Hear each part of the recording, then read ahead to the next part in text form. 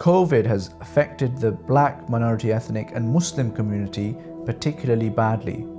There are a whole series of explanations for this, such as we are a community of extended families, more of us work in the NHS, BAME communities have underlying genetic susceptibilities as well.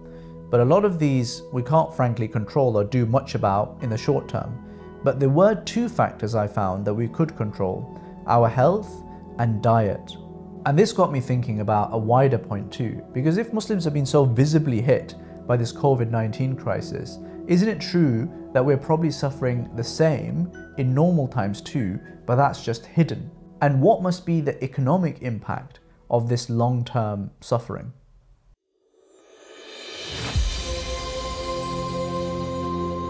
In this video, I share our community's approach to diet and fitness and how that affects us as a community, both economically but also from a health perspective, and then what we can do about it. I turn regularly to my IFG team to share their thoughts and suggestions as well. Here they all are to introduce themselves.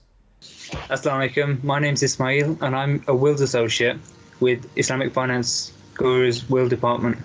My name is Aqib. I am currently a software engineer at Islamic Finance Guru. Salam, my name is Muhammad and I'm an investment associate at IFG.VC, which is IFG's angel syndicate, which invests into startup companies. Salam everyone, I'm Mohsin, co-founder of IFG. A report from Public Health England found that ethnic minorities have the worst health in the UK, with Bengali, Pakistani and Irish people having particularly bad health. The point is a simple one, but can be made in a few different shocking ways. Look at this graph of the highest childhood obesity boroughs in the UK. Of the top 10, almost all are ethnic minority hotspots. Even Westminster, believe it or not, has a lot of council tenants living there, with a lot of Muslims in there. And the healthiest boroughs, I don't think a Muslim has even visited some of these. This ill health shows up in different ways too. Pakistani and black communities have significantly higher infant mortality rates. There's a whole bunch of reasons for this, but high among them is that the mother suffers from gestational diabetes or is suffering from hypertension. Here's a story from Muhammad when he first arrived in the UK and he saw the contrast between how Muslims live and eat and how the rest of Britain lives and eats.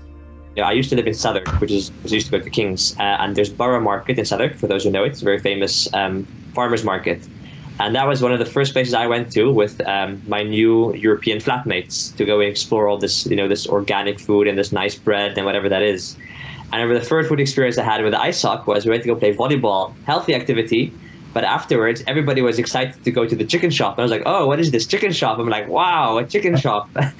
And then we go to the chicken shop and everything was very greasy and oily and not very appealing, to be honest, at least from my perspective. It was very cheap, though. The food wasn't too bad either. But I think that's also a difference in lifestyle. I think that also comes down to economic reasons, because obviously the chicken shop is very cheap and you get like a hearty meal that tastes good, but it's not very healthy.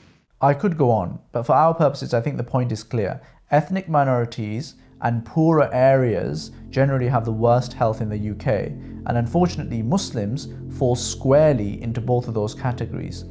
So what does all this practically mean?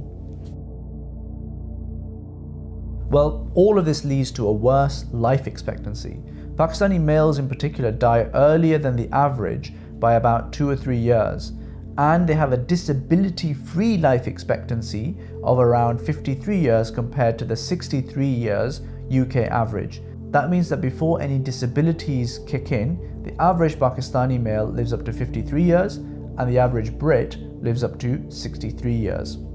To put that another way, 1.75 million Muslim males are alive today in the UK. Over a generation, we as a community will consequently lose 17.5 million years of healthy life collectively because of our poorer health. That's equivalent to the full lifetime of 200,000 people. So due to ill health, over a generation, we collectively lose the equivalent of 200,000 people. Now that is using the data for a healthy, disability-free life expectancy, as I was talking about. Even ignoring for a healthy life and just on a simple life expectancy calculation where there's a smaller difference, we are still losing around 4 million years or 50,000 people. Yeah, that's a very shocking statistic actually. We don't really feel this loss because each of us is taking a little bit of the hit, but collectively it really adds up. And economically as well, the impact is really significant. It's hard to put an exact number on this because there's no real clear way of doing that, but here's my effort at trying to put at least some kind of number to this loss. According to some calculations, using insurance payouts, a human life is valued at around 10 million. So if we're losing 200,000 people, that's 2 trillion lost. Other calculations work out the value of a human life based on future earning potential, and that's around 1.5 million per person. That still adds up to 300 billion pounds. And that's just the men. That's half of the population. We've not even talked about the women. Now look, all these calculations are very much back of a napkin, and given the subject matter, inevitably going to be an estimation. But regardless of whether or not I am precisely right, the wider point is crystal clear. The Muslim community in the UK has a big fat health problem, and it is costing us a tremendous amount economically as a community.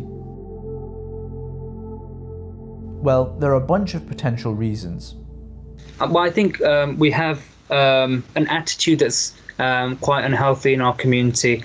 I looked into the chicken farming industry, and I wasn't impressed with what I saw. And so when I realized that the Muslim community consumes on average consumes 3 times as much as meat, chicken, than their non-Muslim counterparts in Britain, I was shocked. And stuff like that. So that, naturally, Asian diets include a lot of simple carbs. Like I don't know about the Pakistani food culture directly because I'm from an Indian heritage, but for us, like the staples, you're pretty much always going to eat them with either rice or chapati, right, which are the worst thing, and that's why diabetes figures are so high. So there's no doubt that I think there's like a mindset thing of just how we go about day-to-day life. Indians in India, for example, are much healthier probably than Indians in the UK are, and probably the same Pakistan.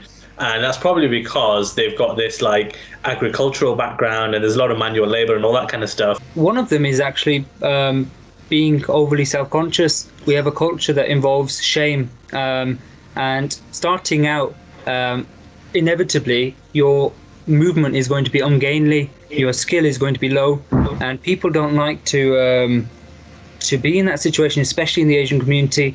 And we have a culture where we tend to jeer at people that are trying, unless they're experts and you can't really say anything to them.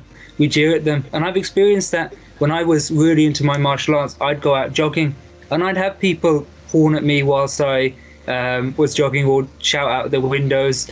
so they were probably just catcalling you. I think I became something of a regular sight for people, and there was something amusing about it. Women in our community really don't have many opportunities to exercise, opportunities to do yoga, for example, or such equivalent things that are really important just for maintenance of the body. There aren't many options.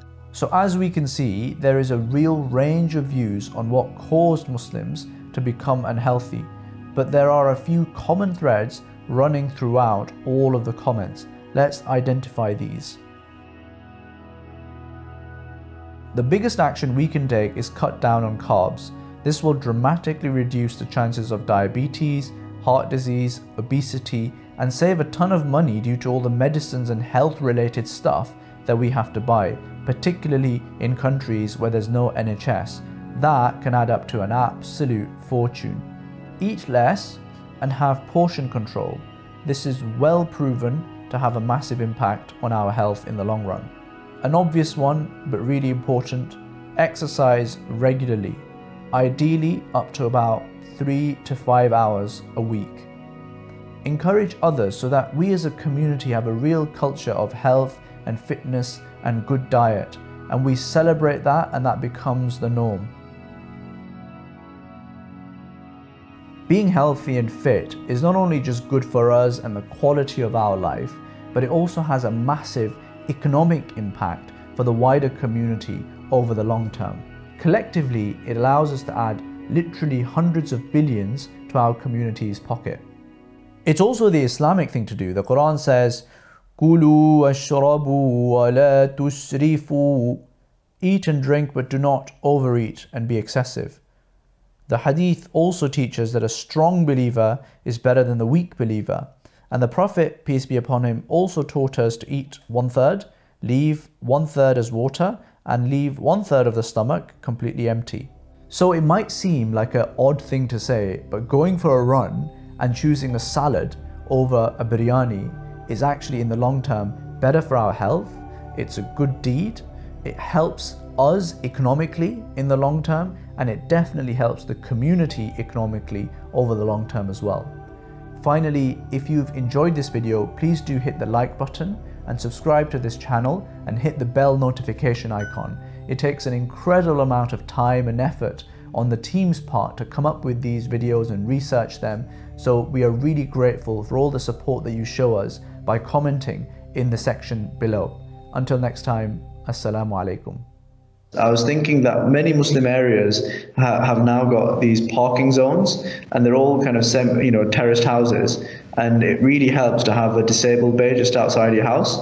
And I genuinely think that is partly like contributing this, because if you're kind of on the edge, you'll kind of say to the GP, look, I'm disabled, can you get me a parking bay? And honestly, if you go down a street in East London, there are so many people with just like disabled parking bays. It's like, what on earth is going on here? Every house is basically full of disabled people, and then they come out and they're perfectly healthy.